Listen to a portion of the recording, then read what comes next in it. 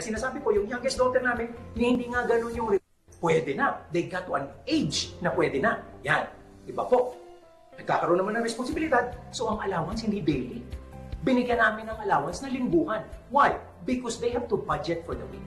Nakakadiskarte sila sa kanilang desisyon. Pwede bang gastusin nila o tipirin muna nila?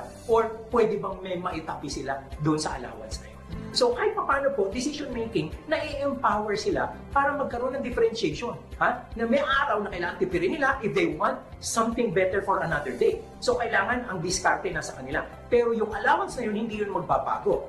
Okay? Very important po pag medyo kinapos yan, pag Huwebes o Biyernes, hindi yan nadadagdagan. Pagkakasyahin mo yan. So, very important at naintindihan po nila, maliliit pa lang sila, na they can actually do something with money. Okay? So, that being said, ano na ito ngayong mga values na pinag-uusapan natin? First, value, very important, the value of money itself.